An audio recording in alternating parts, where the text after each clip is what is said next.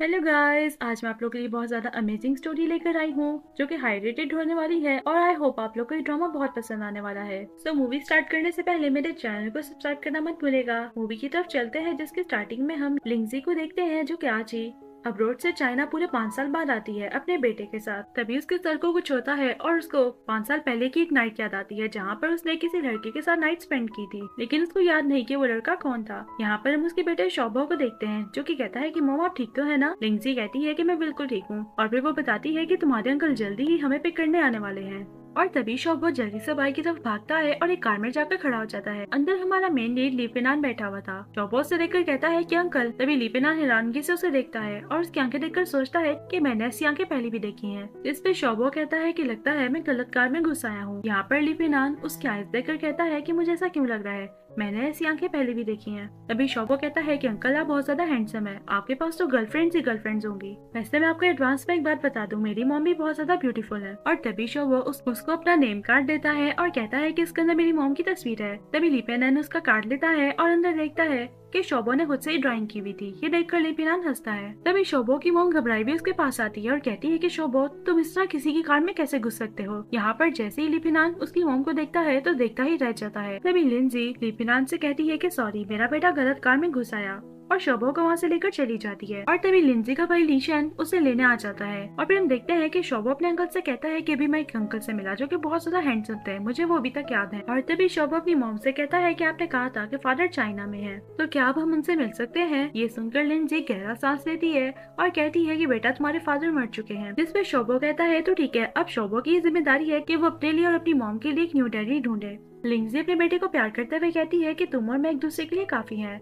और यहाँ पर शोभो ने अपने जहन में सोच लिया था कि वो अपना न्यू फादर उसी हैंडसम अंकल लिन पिनान को ही बनाएगा। और फिर हम लिन पिनान को भी देखते हैं जो कि बैठकर शोभो के ही कार्ड को देख रहा था। फिर हम देखते हैं कि लिंजी घर में सेटल हो जाती है और उसके बाद वो अपनी शूटिंग पे जाती है, यानी कि वो एक छोटी मोटी एक्ट्रेस थी जो कि एक ड्रामा में बैक स्टेज काम करती है। यहाँ पर लिंजी सोच रही थी कि है तो ये बहुत छोटा रोल, मुझे सिर्फ ड्रामे में जाकर खड़े रहना है और कुछ नहीं करना, लेकिन फिर भी मुझे अपने बेटे शोभो के लिए पैसे कमाने ही होंगे। तभी लिंजी के पास उसके भाई शन का फोन आता है और वो फोन करके बताता है कि शोभो मुझे कहीं नहीं मिल रहा। लिंजी ये सुनकर परेशान थी और तभी शूटिंग से जाने लगती है। और तभी उसके सामने उसका सीनियर आता है और उसे कहता है कि तुम कहाँ जा रही हो, हमारा सीन रेडी है। लिंजी उससे कहती है कि उसे इमरजेंसी है, प्लीज उसे जाने दो। सीनियर कहता है कि तुम्हारा सीन आने वाला है और तुम छोड़ के जा रही हो, तुम ऐसा बिल्कुल नहीं करोगी। लेकिन लिंजी के पास तो कोई रास्ता नहीं था, इसलिए वो सॉरी कहकर वहाँ से चली जाती है।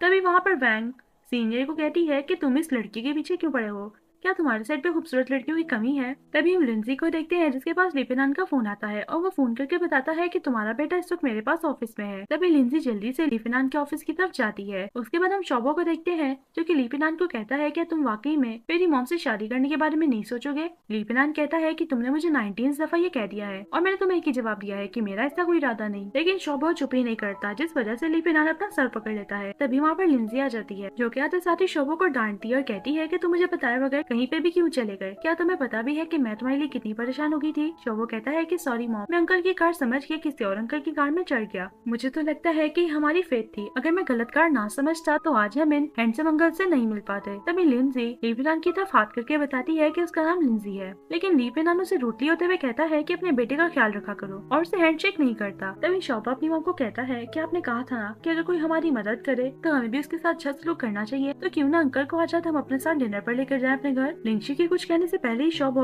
लिपेनान को कहता है कि आप हमारे साथ घर क्यों नहीं चलते हमारे साथ खाने पे, वैसे भी मेरी मॉम बहुत अच्छी कुकिंग करती है। उतनी ही देर में लिपेनान की नजर शोभो के गले में एक रिंग पर चली जाती है और वो उसे देखकर बहुत शॉक था और शॉक्ड होते हुए वो हाँ कह देता है। ये सुनकर उसका सेक्रेटरी हैरान था कि सर कभी भी किसी के घर इस तरह पहली ही बार पूछने पर नहीं गए। और तभी शोभो लिपेनान का हाथ पकड़ता है और उसके साथ चल पड़ता है। यहाँ पर लिंजी भी काफी कंफ्यूज थी क्योंकि पहली बार वो किसी स्ट्रेंजर को अपने घर इस तरह लेकर जा रही थी। फिर हम देखते हैं कि लिपेनान शोभो के साथ घर आ जाता है और यहाँ पर लिंजी कुकिंग कर रही थी। तभी शोभो कहता है कि अंकल पहले मैं अपनी मॉम का इंट्रोडक्शन आपसे करवाता हूँ। तभी वो पेपर का बर्ड बना हुआ लिपेनान को दिखाता है और कहता है कि देखो मेरी मॉम ने ये बनाया है, मेरी मॉम कितनी क्लेवर है ना। लिपेनान कहता है अच्छा तो तुम इस तरह अपनी मम्मी को प्रमोट करते हो। शोभो कहता है कि नहीं, मुझे तुम काफी खास इंसान लगे इसलिए तुम्हारे सामने मैं अपनी मम्मी की बात कर रहा हूँ, वैसे भी हर कोई मेरी लिटिल फेरी के काबिल नहीं है, यानी कि लिटिल फेरी वो अपनी मॉम को कहता है। और यहाँ पर लिपेनान बातों का फायदा उठाते हुए उससे पूछता है कि तुम्हारे गले में ये क्या है। शोभो से कहता है कि मुझे मेरी मॉम ने दिया था, ये कह कर कि उसके डैड ने उसके लिए ये दिया है। लिपिनान उस रिंग को पकड़ते हुए सोचता है कि ये तो बिल्कुल वैसी रिंग है जो कि 5 साल पहले मैं एक लड़की के पास छोड़ गया था, और हो सकता है कि ये शोबो मेरा ही बेटा हो। तभी शोबो बोलता है कि मॉम ने ये भी बताया कि मेरे डैड मर चुके हैं। लिपिनान ये सुनकर हैरान था कि उसकी माँ ही कैसे कह सकती है। शोबो कहता है कि इसी वजह से मैं अपनी मॉम के लिए और अपने लिए एक न्यू डैडी ढूंढ रहा हूँ, और अगर हमें न्यू डैडी मिलते हैं तो मेरी मॉम को आइंदा के बाद कोई बुली नहीं करेगा। ये सुनकर लिपिनान सोचता है कि लगता है लिंजी काफी बुरे वक्त से गुजरी है। तभी लिपिनान के पास एक फोन आता है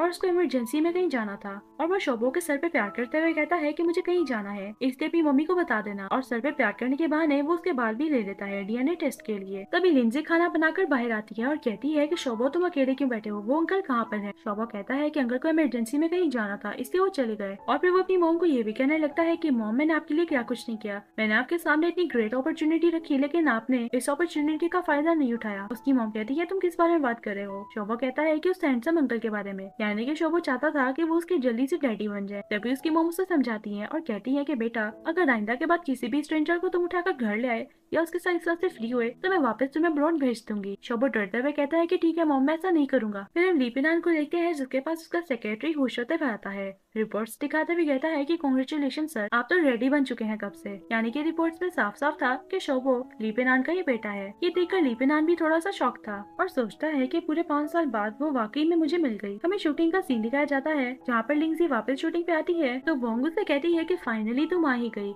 लिंगजी उस पर ध्यान दिए बगैर सीनियर से माफी मांगती है और कहती है प्लीज मुझे माफ कर दे, मैं शूटिंग के दौरान ही चली गई क्योंकि मुझे इमरजेंसी थी। सीनियर भी उस पर काफी गुस्सा करता है और कहता है कि तुम अपने आप को समझती क्या हो, तुम इतनी छोटी सी एक्टर हो सिर्फ 18 ग्रेड की और नखरे इतने दिखाती हो। यहाँ पर लिंजी को काफी मिन्नतें करनी पड़ती है, इसी वजह से सीनियर मान जाता है उसको वापस रखने पर। और वो लिंजी को कहती है कि तुम्हें मेरा शुक्रगुजार होना चाहिए क्योंकि मेरी वजह से ही तुम्हें ये नौकरी वापस से मिल पाई। लिंजी उससे कहती है कि लगता है कि तुम काफी काइंड हार्टेड हो, असल में तो तुम इस बात से डर रही थी कि तुमने जो मेरा रोल लिया है कि कहीं डायरेक्टर वापस से तुमसे वो रोल छीन ला ले। वोंग गुस्से होते हुए कहती है कि प्लीज इतना हवाओं में मत उड़ो वरना मुंह के बल गिर जाओगी, और ये कहकर चली जाती है। तभी पीछे से 2 लोग आते हैं और लिंजी को पकड़ लेते हैं और कहते हैं कि आपको हमारे साथ जाना ही होगा। वो उसे शूटिंग से घसीटते हुए कार में बिठाकर ले जाते हैं और लिंजी बहुत परेशान थी कि पता नहीं कौन लोग है उसे कहाँ लेकर जा रहे हैं। तभी वो उसको एक अमीर तरीन घर के सामने ला के रोक देते हैं जहाँ पर बहुत ज्यादा सर्वेंट्स खड़े हुए थे और लिंजी कंफ्यूज थी सब कुछ देखकर। तभी लिंजी अंदर जाती है तो वहाँ पर लिपिनान बैठा हुआ था और वो उसे कहता है कि देखो मिस लिन हम दोबारा से मिल पड़े। और फिर वो उसे कहता है कि शोबो ने मुझे बताया कि उसके फादर की डेथ हो चुकी है। लिंजी उससे कहती है कि तुम क्यों पूछ रहे हो। लिपिनान कहता है कि वैसे तुम ये सब कुछ कितनी देर से प्रिटेंड कर रही हो। और तभी वो उसे कह देता है कि शोबो मेरा बेटा है। ये सुनकर लिंजी हैरान थी और साथ ही साथ वो उसको डीएनए टेस्ट भी दिखाता है। ये देखकर लिंजी को काफी गुस्सा आता है और वो उसे कहती है कि तुम 5 साल पहले कहाँ चले गए थे, मुझे तुमसे नफरत है, मैं तुम्हें देखना भी नहीं चाहती।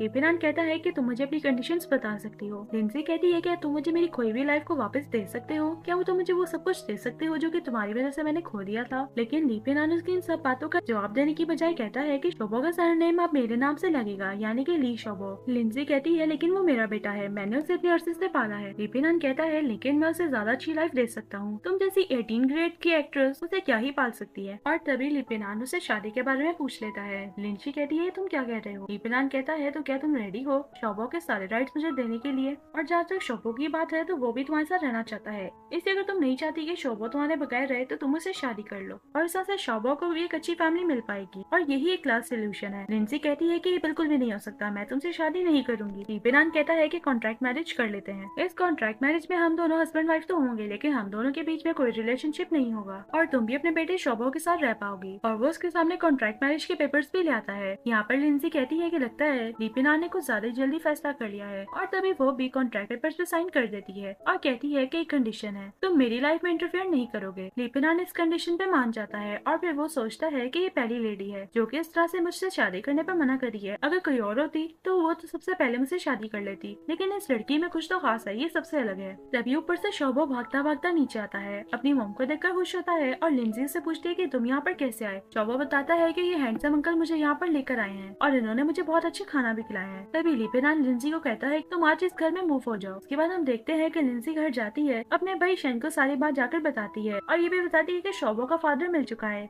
इसलिए वो आज ही उसके घर में मूव कर रही है। शैन कहता है कि ठीक है, तुम्हें वहाँ पर एहतियात से रहना होगा, अपना अच्छे से ख्याल रखना। और हम देखते हैं कि जब सारी मूविंग हो जाती है, सारा सामान शिफ्ट हो जाता है, तो लिंजी अपने भाई को कहती है कि अब तुम वापस अब्रॉड जाकर अपनी स्टडी कंप्लीट कर लो और हम तभी मिलेंगे जब तुम अपनी स्टडीज कंप्लीट कर लोगे। और फिर लिंजी उसके घर में मूव हो जाती है। यहाँ पर लिंजी अपने स्क्रिप्ट को याद कर रही थी कि तभी ऊपर से शोबो स्कूल के लिए रेडी होकर आता है। लिंजी कहती है कि वाओ, तुम तो काफी हैंडसम लग रहे हो। शोबो कहता है कि मुझे हैंडसम डैडी ने कहा है कि अगर मैं हैंडसम बनकर स्कूल जाऊंगा तो लड़कियां मुझे पसंद करेंगी। और तभी पीछे से ड्राइवर आता है और कहता है कि शोबो जल्दी चलो, स्कूल के लिए लेट हो रहा है। और शोबो ड्राइवर के साथ नए स्कूल चला जाता है। और लिंची भी अपने सेट पर आ चुकी थी। तभी उसके पास वोंग आती है और उसको फिर से उल्टी सीधी बातें सुनाने लगती है और कहती है कि अगर तुम्हें जरा सा अच्छा रोल मिल गया है तो इसको लेकर प्राउड मत होना, वरना मैं तुम्हें छोड़ूंगी नहीं। तभी वहाँ पर सीनियर आता है और कहता है कि वोंग, तुम फिर से लिंची के साथ मसले पैदा करने शुरू हो गई हो, क्या तुम्हें जरा सी भी अपनी इमेज की कोई परवाह नहीं। तभी वोंग वहाँ से मुंह चढ़ाते हुए चली जाती है और लिंजी सीनियर का थैंक यू करती है, ये कहते हुए कि आपने मुझे ड्रामे में थोड़ा सा अच्छा रोल दिया, वरना मेरा रोल पहले बिल्कुल ही बेकार था। तभी हम देखते हैं कि शूटिंग का सीन स्टार्ट हो जाता है। यहाँ पर सीन स्टार्ट होता है और इस सीन में वोंग ने लिंची को जोर से पुश करना था। यहाँ पर वोंग लिंची को जोर से पुश करती है और नीचे स्टोन्स पर जाकर लिंची लग जाती है। यहाँ पर लिंची को उसके पेट में दर्द होने लगती है। तभी क्रू से एक लड़का आता है और लिंची को कहता है क्या तुम ठीक हो। तभी क्रू का लड़का देखता है कि यहाँ पर तो फेक स्टोन्स थे, तो पीठ में एक ओरिजिनल स्टोन कहाँ से आ गया। वो डायरेक्टर को आवाज देकर कहता है कि लिंची को चोट लगी है क्योंकि इन फेक स्टोन्स में एक ओरिजिनल स्टोन भी पड़ा हुआ है। डायरेक्टर कहता है कि ये किसने किया, हमने तो कहा था कि फेक स्टोन चाहिए। और यहाँ पर ये सारा काम वोंग ने जानकर करवाया था ताकि लिंची को चोट लगे और वो इस स्टॉल से बाहर हो जाए। लेकिन लिंची खड़ी होती है और कहती है कि नहीं, मैं ठीक हूँ, मैं ये सीन दोबारा से करूंगी। तभी वो क्रू वाला लड़का डायरेक्टर को जाकर कहता है कि वैसे ही एक्ट्रेस काफी अच्छी है। उसके बाद हम देखते हैं कि लिंची शोबो के लिए ब्रेकफास्ट रेडी कर रही होती है। लीपिनान भी आ जाता है। शोबो कहता है कि डैडी आप आ गए। लीपिनान कहता है कि हाँ, वो बिजनेस ट्रिप से कल रात ही आ गया था। शोबो कहता है कि आपने मुझे क्यों नहीं बताया, मैं जल्दी सो गया था, वरना मैं आपसे मिलना चाहता था रात को ही। लीपिनान कहता है कि ठीक है, मैं अगली बार से तुम्हें बता दूंगा कि मैं कब आऊंगा। उसके बाद शोबो लीपिनान को अपने साथ ही ब्रेकफास्ट करने के लिए बिठा लेता है। और तभी लिंजी अपने बेटे शोबो को किस करती है और कहती है कि बेटा अपना ख्याल रखना, अब मैं शूटिंग के लिए जा रही हूँ। शोबो कहता है कि मॉम, आपने मुझे गुड बाय किस तो दे दिया, क्या आप डैडी को गुड बाय किस नहीं देंगी। ये सुनकर लीपिनान और लिंजी दोनों ही कंफ्यूज हो जाते हैं। लिंजी कहती है कि देखो, दो बड़े आपस में किसी के सामने किस नहीं करते। शोबो कहता है कि क्यों, हालांकि आप गॉडफादर्स को तो किस करती थी। यहाँ पर लिंजी कहती है कि प्लीज ज्यादा मत बोलो और चुप करके खाना खाओ, और वहाँ से चली जाती है। यहाँ पर लीपिनान शोबो से पूछता है क्या तुम्हारा गॉडफादर भी था। शोबो कहता है कि हाँ। लीपिनान कहता है कि वो कौन है। शोबो कहता है कि आपको कौन से वाले गॉडफादर का बताऊं। लीपिनान हैरानगी से कहता है कि कितने हैं गॉडफादर। शोबो अपनी उंगलियों पे गिनने लग जाता है और कहता है कि डैडी, वो इतने ज्यादा है कि मैं अपनी उंगलियों पे गिन भी नहीं पाऊंगा। ये सब सुनते हुए लीपिनान को बहुत गुस्सा चढ़ता है और कहता है कि इस लड़की के पास कितने ज्यादा मेंस हैं। तभी उसको गुस्सा चढ़ता है और वो शोबो को वहाँ से स्कूल के लिए उठाकर ले जाता है। फिर हमें सेट का सीन दिखाया जाता है और यहाँ पर डायरेक्टर एक लड़की को कहता है कि ये ड्रामा जिस मेन लीड हीरोइन के लिए बन रहा है वो आज क्यों नहीं आई। मेन लीड की असिस्टेंट कहती है कि यान यान थोड़ी सी बिजी थी इसलिए वो नहीं आ पाई, लेकिन वो कुछ दिनों तक वापस सेट पर आ जाएगी। यानी कि ड्रामा जो शूट हो रहा था इसकी मेन लीड हीरोइन ही सेट पर नहीं थी, इसलिए डायरेक्टर बहुत ज्यादा गुस्सा हो रहा था। तभी डायरेक्टर लिंजी को खड़ा हुआ देखता है और उसे बुला लेता है। लिंजी कंफ्यूज होते हुए डायरेक्टर के पास जाती है और यहाँ पर डायरेक्टर कहता है कि लिंजी, जब तक यान यान यहाँ पर नहीं आती तब तक तुम उसका थोड़ा सा रोल प्ले करोगी। लिंजी ये सुनकर हैरान थी और यान यान की असिस्टेंट कहती है कि डायरेक्टर, मैंने कहा ना वो कुछ दिनों तक आ जाएगी, आप ये सब मत करिए। डायरेक्टर कहता है कि आगे इस फिल्म को बहुत ज्यादा लेट हो गया है, मैं और लेट नहीं करना चाहता। और लिंजी यहाँ पर बहुत खुश थी कि इसको इतना बड़ा मौका मिल गया है। और तभी शूट स्टार्ट होता है और तभी शूटिंग हो जाती है। यहाँ पर डायरेक्टर आकर लिंजी की बहुत तारीफ करते हैं और चेंजिंग रूम में वोंग लिंजी के पास आती है और उससे कहती है कि तुम ज्यादा शौकी मत होना, अगर यान यान का थोड़ा सा रोल तुम्हें मिल गया है तो ये मत भूलो कि यान यान कुछ दिनों में आ जाएगी और वापस से अपना रोल ले लेगी, हवाओं में मत उड़ना। यहाँ पर लिंजी कहती है कि अपना मुंह बंद रखो, मुझे पता है कि उस फेक स्टोन्स में से एक रियल स्टोन तुमने ही रखा था ताकि मुझे चोट मिल जाए और मैं शूटिंग से बाहर हो जाऊँ। वोंग कहती है ये तुम क्या कह रही हो, मैंने ऐसा कुछ नहीं किया था। लिंजी कहती है मैं जानती हूँ, तुम्हारा ही सब खेल था। और वोंग डर के मारे वहाँ से कहकर चली जाती है कि मैं कुछ नहीं जानती। और फिर रात हो जाती है जहाँ पर लिंजी काफी लेट घर आती है तो देखती है कि उसका बेटा शाओबो सो गया है। तभी अपने बेटे के पास आकर उसे प्यार करती है और जैसे अपने रूम में चेंज करने के लिए जाती है तो वहाँ पर लिनपिनान आ जाता है। लिनपिनान को देखकर लिंजी डर जाती है। लिनपिनान कहता है कि मैं इतना ड्रोनी हूँ कि तुम मुझे देखकर डर गई लिंजी कहती है अगर तुम ऐसे आओगे तो कोई भी डर जाएगा। तभी वो उसके कमरे में आकर बैठ जाता है और कहता है कि तुम इतनी लेट घर क्यों आई। लिंजी उसे कहती है कि शूटिंग में थोड़े से और सीन ऐड हो गए थे और ऊपर से मेरे पास टैक्सी भी नहीं थी, इसलिए मुझे चल के आना पड़ा और मैं लेट हो गई। तभी लिपिनान उसे कहता है कि आइंदा के बाद याद रखना, अगर तुम लेट आओगी तो शोभा को बता दो क्योंकि शोभा तुम्हारा इंतजार करते करते सो गया। लिंजी कहती है लेकिन उसने शोभा को फोन करके बता दिया था। लिपिनान कहता है और साथ में तुमने ये भी कहा था कि मुझे मत बताना। ये सुनकर लिंजी शर्मिंदा हो जाती है और कहती है कि मेरा मतलब था कि तुम भी मेरा इंतजार मत करना। लिपिनान कहता है कि तुम्हें किसने कहा कि मैं तुम्हारा इंतजार करा था और गुस्से से वहाँ से चला जाता है। नेक्स्ट डे में शूटिंग का सीन दिखाया जाता है जहाँ पर लिंजी अपने सेट पे बैठी हुई थी कि तभी वहाँ पर सीनियर डायरेक्टर यान यान को लेकर आ जाते हैं, यानी कि यान यान शूट होने वाले ड्रामे की मेन लीड है। डायरेक्टर आके इंट्रोड्यूस कराते हैं कि हमारी यान यान आ चुकी है और यहाँ पर यान यान भी सबके सामने कहती है कि आप सबको मेरे लिए काफी वेट करना पड़ा, इसलिए मैं आप लोग को ट्रीट भी लाजमी दूंगी और सब लोग इस बात से खुश होते हैं। और फिर हम देखते हैं कि लिंजी बैठकर स्क्रिप्ट को देख रही थी कि तभी वहाँ पर डायरेक्टर आता है और लिंजी की स्क्रिप्ट को देखता है जहाँ पर लिंजी ने खुद से ही कुछ चीजें ऐड की हुई थी। डायरेक्टर कहता है कि वाकई में तुमने काफी अच्छी चीजें ऐड की हैं, वैसे तुम्हारे दिमाग में आइडिया कहाँ से आया इन लाइंस का। लिंजी कहती है कि उसने कैरेक्टर को और ज्यादा सही तरह से समझने के लिए कुछ लाइंस ऐड की थी ताकि वो एक्टिंग अच्छे से कर सके। डायरेक्टर को उसकी ये बात बहुत पसंद आती है और वो उसे कह देता है कि तुम्हें सिर्फ साइड रोल नहीं मिला जाएगा बल्कि तुम्हें फिल्म में सेकंड रोल मिला जाएगा जहाँ पर तुम्हारी काफी लाइंस होंगी और मैं तुम्हें स्क्रिप्ट भी दे दूंगा। लिंजी खुश होती है और डायरेक्टर का थैंक यू करती है। फिर हमें ऑफिस का सीन दिखाया जाता है जहाँ पर लिपिनान के पास उसका असिस्टेंट आता है और कहता है कि सर जो कार आपने कहा था भिजवाने का वो हमने लिंजी के सेट पर भिजवा दी है। और फिर वो ये भी पूछता है कि वैसे आप खुद क्यों नहीं गए उन्हें ये कार दिखाने के लिए। लिपिनान कहता है कि तुम्हें जितना कहा है बस उतना ही करो। हमें सेट का सीन दिखाया जाता है जहाँ पर लिंजी के पास यान यान आती है और उसे कहती है कि जब तक मैं शूटिंग में नहीं थी तुमने सब कुछ संभाला, इसके लिए थैंक यू। और जब बात खत्म हो जाती है तो यान यान की सेक्रेटरी से कहती है कि मैम आप उस लड़की से इतना फ्री क्यों हो रही है जबकि उसकी इतनी औकात भी नहीं कि वो आपके जूते भी पकड़ सके। यान यान कहती है कि आजकल डायरेक्टर और बाकी सारी क्रू वालों की नजर उस पे है, इसलिए मैं खुद आकर लिंजी को देखना चाहती थी। तभी वहाँ पर एक महंगी सी कार आती है। कार को देखकर सब लोग बात करते हैं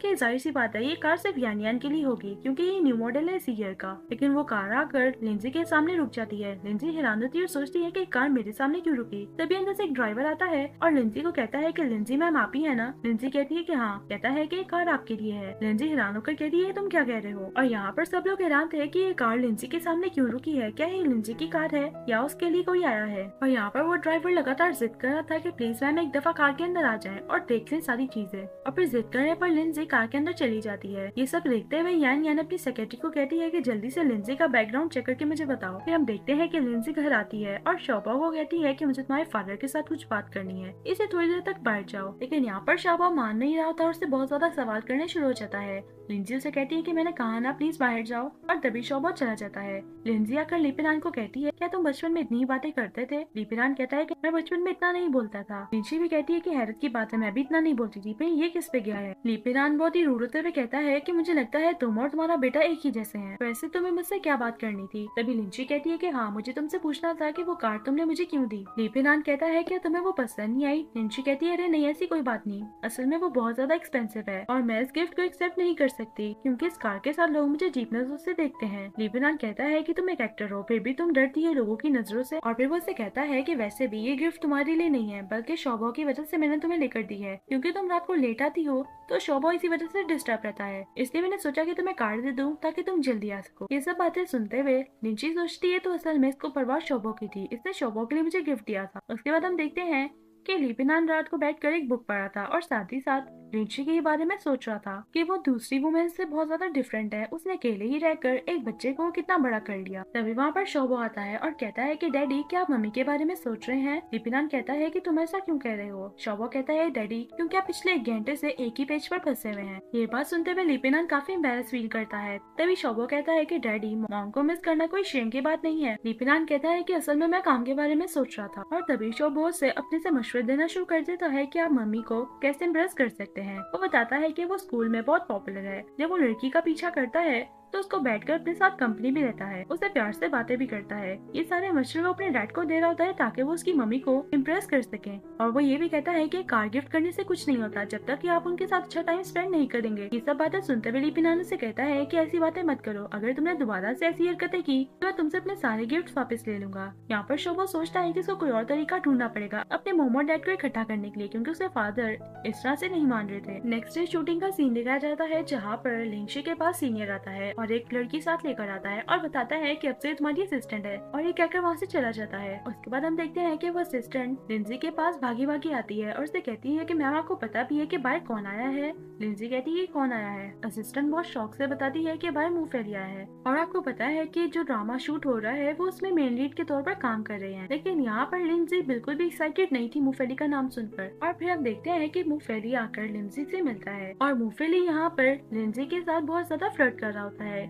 और बहुत ज्यादा बातें भी कर रहा होता है। ये सब कुछ देखते हुए असिस्टेंट को काफी बुरा लगता है। तभी वहाँ पर यानियन आती है और मूफेली यानियन के साथ भी फ्लर्टिंग करना स्टार्ट हो जाता है। असिस्टेंट ये देखकर सोचती है कि अरे ये तो इतना फ्लर्टिंग है, मैंने तो बिल्कुल भी ऐसा इमेजिन नहीं किया था। दूसरी तरफ हम शॉबो को देखते हैं जो कि आज अपने फादर के साथ ही ऑफिस में आ जाता है क्योंकि आज उसकी स्कूल से छुट्टी होती है। यहाँ पर वो बैठकर टैब यूज कर रहा था कि तभी वो अपने फादर को कहता है कि फादर ये देखिए। यहाँ पर वो मूफेली की तस्वीर अपने फादर को दिखाता है। लिपिनान कहता है कि ये कौन है। शॉबो कहता है कि आपको नहीं पता, ये बहुत बड़ा एक्टर है, ये आज मेरी मॉम के साथ शूटिंग पे काम करने वाला है, और मैंने सुना है कि लड़कियां इसे बहुत पसंद करती हैं, ये बहुत ज्यादा हैंडसम है, लड़कियों को खुश रखना भी जानता है, और मुझे तो ये भी पता चला है कि मूफेली की मेरे मॉम के साथ ड्रामे में रोमांटिक सीन्स भी हैं। लिपिनान कहता है कि तुम्हें कैसे पता। शॉबो बताता है कि उसने अपनी मॉम की स्क्रिप्ट पढ़ी थी, और वो ये भी कहता है कि फादर मैंने काफी ज्यादा न्यूज़ेस में सुना है कि दो हीरो हीरोइन को असल में ही प्यार हो गया है और उन्होंने शादी कर ली। मुझे डर है कि कहीं हैंडसम फेली मेरी मॉम को चुरा ना ले जाए। तभी लिपिनान फेली की तस्वीर देखता है और कहता है कि इतना हैंडसम नहीं है। इसमें शॉबो कहता है कि क्या ख्याल है डैड, हम मॉम की शूटिंग में चलेंगे सब कुछ देखने के लिए। लिपिनान कहता है कि हाँ चलते हैं। शूटिंग का सीन दिखाया जाता है जहाँ पर फेली के साथ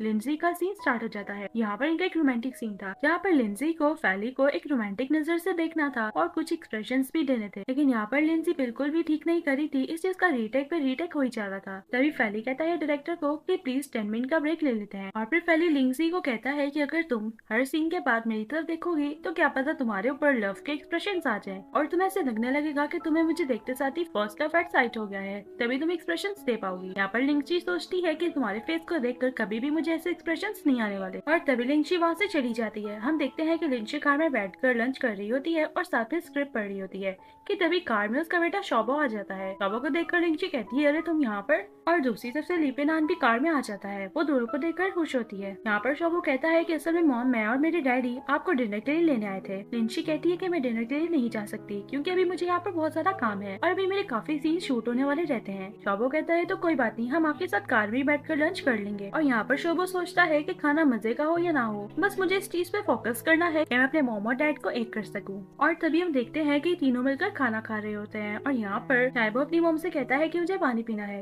तभी लिंजी उसके लिए पानी की बोतल खोल रही होती है लेकिन उसे खुल नहीं रही होती। लिपिनान कहता है कि दिखाओ मैं खोल दूं। उतनी ही देर में सारा पानी लिपिनान के ऊपर गिर जाता है लिंजी से। तभी शॉबो ये देखता है और सोचता है कि मुझे मॉम डैड को अकेला छोड़ना चाहिए। तभी वो कहता है कि मैंने खा लिया, और ये कहकर बस से चला जाता है। यहाँ पर लिंजी जल्दी से लिपिनान के कपड़े साफ करने लगती है और उसकी पैंट भी साफ करने लगती है, लेकिन जैसे ही वो पैंट साफ करने के लिए थोड़ा सा आगे आती है तो रुक जाती है। तभी लिपिनान उसे कहता है क्या हुआ, तुम रुक क्यों गई? और यहाँ पर लिंजी काफी कंफ्यूज हो रही थी। लिपिनान उसे कहता है क्या हुआ, तुम साफ नहीं करना चाहती? तभी लिंजी उसके हाथ में टिश्यू देती है और कहती है कि खुद ही साफ कर लो। ये सब देखते हुए लिपिनान उसका हाथ पकड़ता है और कहता है कि गलती तुमने की, अब तुम भागना चाहती हो। लिंजी कहती है देखिए मैंने तुम्हें सॉरी भी तो किया। लिपिनान कहता है मैं तुम्हारी सॉरी को एक्सेप्ट नहीं करता, और ये कहकर वो उसे जोर से अपने पास खींच लेता है। यहाँ पर दोनों एक दूसरे के क्लोज होते हैं और तभी इनका किसिंग सीन स्टार्ट हो जाता है। तो गाइस यहीं पे ये सीन कट होता है। उसके बाद हम देखते हैं शूटिंग वापस से स्टार्ट हो जाती है, और यहाँ पर लिंजी अब बहुत ज्यादा अच्छे एक्सप्रेशंस दे रही थी क्योंकि थोड़ी देर पहले जो हुआ उसके बाद उसके एक्सप्रेशंस काफी अच्छे हो गए थे। उसके बाद हम देखते हैं लिंजी अपने ड्रेस रूम में होती है कि तभी वहाँ पर मूफेली आ जाता है।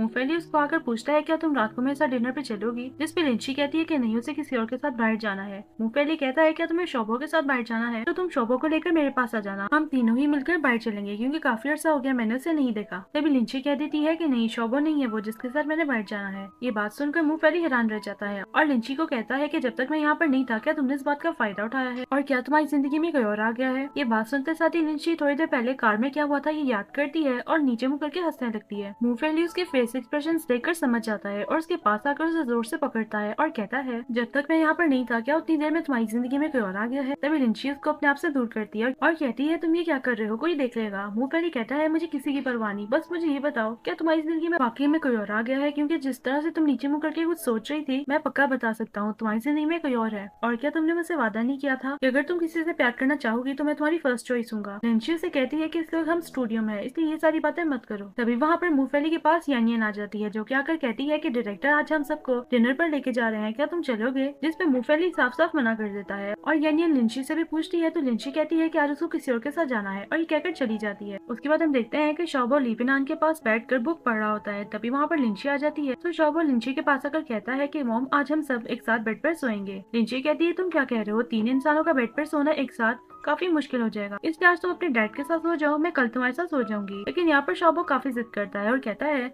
कि मेरे सारे फ्रेंड्स अपने मॉम डैड के साथ सोते हैं सिवाय मेरे। और क्योंकि शोबो काफी इमोशनल बातें कर रहा था इसलिए लिंची को मानना पड़ता है। उसके बाद हम देखते हैं ये तीनों बेड पे होते हैं और यहाँ पर लिंची लीफनान को देखकर सोचती है कि रोजी काफी रूड लगता है लेकिन आज ये काफी पीस में है। और जैसे लिंची सो जाती है तो तभी लीफनान उठता है और लिंची और शोबो को देखकर कहता है कि मैं हमेशा के लिए तुम दोनों के पास रहना चाहता हूँ। उसके बाद हम देखते हैं कि सुबह हो जाती है और यहाँ पर शोबो की जगह लीफनान लिंची के साथ हक करके सोया होता है कि तभी नींद में लिंची अपने बेटे शोबो को कहती है कि प्लीज मुझे इतना टाइटली हक मत करो। शोबो भी बोलता है नींद में मम्मी मैंने आपको हक नहीं किया हुआ। तभी लिंची की फटाफट से आंखें खुलती हैं और वो अपने साथ में लीपिनान को देखकर हैरान रह जाती है। वो जैसे ही उसका बाजू अपने ऊपर से उठा रही होती है उतनी देर में शोबो बोल पड़ता है मम्मी क्या आप नहीं सोई। शोबो की बात सुनते साथ ही लीपिनान भी उठ पड़ता है। शोबो कहता है डैडी आप उठ गए। लीपिनान कहता है कि हाँ मैं उठ गया। लिंची कहती है कि लगता है मैंने और शोबो ने मिलकर तुम्हें उठा दिया। लीपिनान कहता है कि नहीं वैसे भी मेरा उठने का टाइम था। और यहाँ पर लिंची जो काफी एम्बैरेस हो रही थी वो कहती है कि मैं तैयार होने जा रही हूँ काम के लिए और कहकर चली जाती है। और लीपिनान पीछे से लिंची को देख रहा था। तभी शोबो बोल पड़ता है कि डैडी आप सारी रात मेरी मॉम के साथ सोए, मैंने आपको कहा था ना मेरी मॉम बहुत सॉफ्ट है और उनसे बहुत अच्छी खुशबू आती है। ये सब सुनकर लीपिनान हैरान होता है कि तभी वहाँ पर लिंची आती है और शोबो को उठाकर वहाँ से ले जाती है। उसके बाद हम लिंची को देखते हैं जो कि अपनी शूटिंग में अपनी कार में बैठी होती है कि तभी उसकी कार में मूंगफली आ जाता है।